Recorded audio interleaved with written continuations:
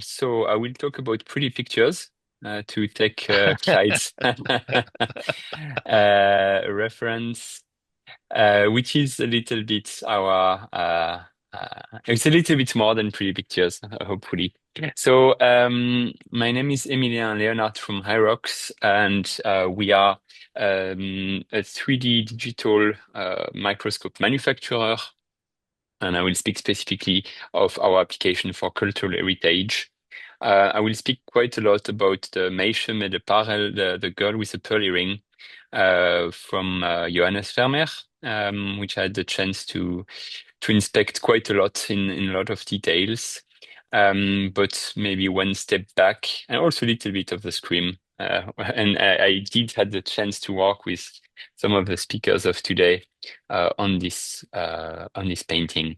So Hirox is an inventor of optical digital microscopy since over 45 years. We are optical manufacturer, and in the field of cultural heritage, our systems are used mostly for 2D and 3D non-destructive inspection and measurements.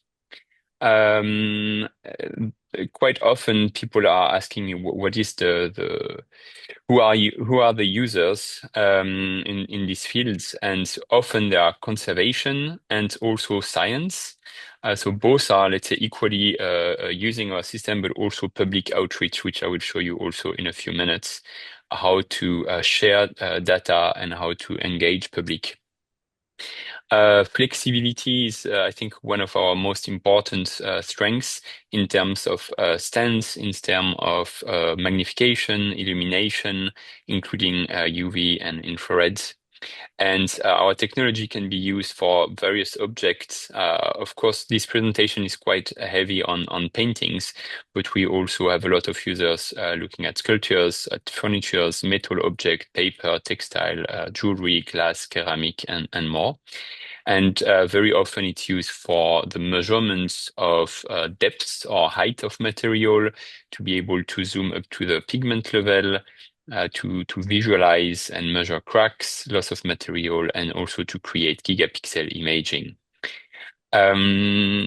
Originally, we sell in aerospace or semiconductor industries in very wide range, but we really started to develop our product in this field by creating custom stands for large objects, basically. So those are some of them. And as I said before, we are optical manufacturer. This is our latest, let's say, lenses, and for each of the lenses we have various adapters, which gives a wide range of illumination technique. With high magnification, we can have a small depth of field, so only a small area or small part of the image is in focus, and we use this small depth of field to create a 3D. So what you see here is a real-time video I captured while inspecting a girl reading a letter at the open window from Johannes Vermeer. And you just select the range, and the software very quickly capture multiple images to have one image where everything is in focus, and then you have a 3D representation that lets you measure the depth of a feature. For example, between those 2 points, we have 337 micrometer. We'll maybe just move a little bit. Yeah, we can also display colors, which represents the altitude, which is very useful to understand complex shape. So this is some part of the curtain in the painting, which Vermeer used extra impasto, a little bit of white to create relief. And this is one application, is to measure it. Another typical application is our 360-degree rotational motorized system, which we call the rotary heads. And this enable you to kind of fly above the object, regardless of the size and the shape of the object. And here is an adapter at the end of the lens that is rotating. This is extremely useful to understand complex shape. This is one case here at the National Trust a few months ago, where we looked at a very large pearl, which was mounted with a lot of jewelry around it. Here we used a special illumination, diffused lighting system, and we could get very nice result here. I will continue a little bit on large objects. Here we have a special stance that can be very easily mounted on weird angles, let's say, which lets you go quickly to various difficult to reach area. And I had the chance here to inspect the walls of Notre Dame de Paris. To look here at those marks, which are marques lapidaires, which are kind of signature from the stone cutters of the walls of Notre Dame de Paris. And I could very quickly here implement nearly 3 meter high implement our technology to do 3Ds directly off the walls. So it's not very common to be able to do this on a microscopic level. Of course, every time when I'm mentioning 3D here, I'm talking about less than a millimeter. In this case, we have 960 micron, but we can see up to 1 micron in the depth.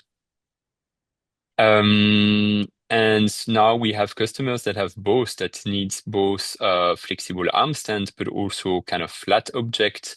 So we started to develop a lot of custom stands. This is one of them, one that we developed for the British Museum, where they have different departments that are using our system, and the goal was to go quickly from a flat object to a three-dimensional object, and have a complete solution, keeping the ergonomy of the user in mind, with also keyboards and mouse and screen and so on, so that they are ready to work fast, and also on a portable system that can roll from place to place.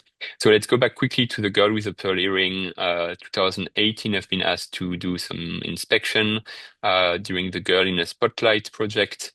This was open to the public, which is also more and more common. And as our system creates stunning images, it's a very visual approach that the public can understand. Here I was looking at some details using UV light. So this is first a visible light, and then this is here UV 365 nanometer. You can see very well here the retouches that have been applied, and you can see also here the white here gives quite interesting information, being able to see these kind of pigments. And actually, this is what really kickstarted our solution for cultural heritage. And this is the first time that we developed a stand with large motorized axis. So in this case, 50 times 50 centimeter, with 200 nanometer steps. And then here we could, for the first time, scan with the microscope, as far as I know, at least on the digital microscope scale, scan an entire painting with about 10 billion pixel. So this was 9,000 multifocus images. And then this is an example here where you can see the eye, a little spot of white here in the eye, and then we are able to measure the height of this. Or here, for example, the pearl, obviously the most famous feature of this painting. And here there is a highlight on the pearl. And this is a 3D stitching. So we combine, I think here about 200 or 300 3Ds together to see this panorama. And then here you can visualize the depth information here. So we have the color image and the topography through our focus stacking. And at the end of the COVID, I proposed to the Mauritshuis to do another scan, because my goal was to do everything in 3D, not only some detail, but I really wanted to have the entire painting.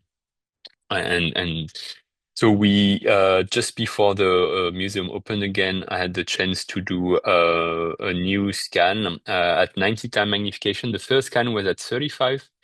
This is pretty heavy. It's 88 hours with 41,000 3D. with a resolution of 1.3 micron per pixel. And this there I used a polarization filter instead of the side lighting, which I use for the first scan. And you can see a better color reproduction, much better depth information. And this was, yeah, I'm just explaining a bit about here focus stacking. This is one multifocus here as an example. We started with the upper left and bottom right to select the area, and then on each of the 41,000, we created here focus stacking. And then at the end, we had all those information, all the images were stacked, all the 3D were acquired within this 88-hour time. And then we could put it together. We developed a special software called the Big Picture to be able here to put everything in a single large file, both in color image and in 3D image, and we made 108 billion pixel in 3D. And this is just a little representation to see how it looks like. To get a feeling of the, let's say, resolution, this is the ultramarine pigments here at 90 time magnification, so you can really see a lot of nice detail. And we put on our website this scan, and you can you can explore it if you like directly from your mobile phone or from your computer, and it is very smooth, so you can simply zoom in to a specific area and be able to see individual pigments. We also added a little 3D viewer, so you can play a bit around if you wish to see here the topography. And you can even operate it from your mobile phone if you like. So I let you explore it in the future if you want to. And this is here if you want to make a screenshot or take your telephone, you can directly go to this panorama. And one of the really interesting features for me was to be able to do, and one of the dream was to create a giant 3D print of this painting. And here, this is now the Mauritshuis in Den Haag, where this painting is located. And at the entrance, at the foyer, you can see here a 4 meter times 3 meter 3D prints called elevated printing by Canon, and you can come and touch and feel the painting, which is pretty unique. Plus 4 different areas at 140 times, so even higher magnification. It's I think the first time something like this have ever been made, which is also again a great thing for public outreach, both in terms of scientific approach and possibility to share it with the public. Then following this T-stand, we also had the chance, actually the T-stand originally was developed to be able to inspect here the Nachtwacht, the night watch from Rembrandt at the Rijksmuseum in Amsterdam. And a very interesting way also is to use these T-stands on a workstation on wheels to be able to go directly in the museum, in the gallery. And here, this is another Vermeer had the chance to inspect quite a few called View of Delft. And here I'm using raking lights. And what is quite interesting is that it is inside the gallery with the frame with glass. So we didn't have, you can see actually at this point here, the reflection in the window. So we didn't have to remove the glass or to remove the frame, which makes it obviously very, very nice to use it in situ. Yes, another very nice application here for paper, which is the Vitruvian Man here, Leonardo da Vinci. And just wanted to show you here the belly button, which is quite interesting. This is paper object here, and you can see it's about 0.5 millimeter. That's the center of the hole of the compass, which was created to which was used to create this circle, perfect circle. And you can see here very nicely the fiber structures, which you can also measure. And again, for public outreach, there are now screens, touch screens there in the Galleria dell'Accademia in Venezia, where you can zoom in and zoom out, and the public is involved, let's say. Yeah, then we started to create a bit kind of hybrid stands, which have where we have a gantry system, so the lens is above, and the motorized XY stage, XYZ axis are above the object. So we don't move the object, but we move the here the motorized axis. Plus, we can move here a frame back and forth. And those are custom developments that we do for museums based on their existing equipment. So in this case, they already had this table, and we developed here the gantry system above it. And then by going further and further with the gantry system, we developed this one, which is here 1 meter 50 times 1 meter at the Munch Museum in Oslo, which gives possibility to be to have much larger scanning capabilities. In the past, we were fixed with 50 times 50 centimeter. Now we can go up to 1 meter 50 times 1 meter 50, fully motorized. And this was one of our first prototype that we tested here on a small autoportrait from Rembrandt at the Kunsthistorisches Museum in Vienna.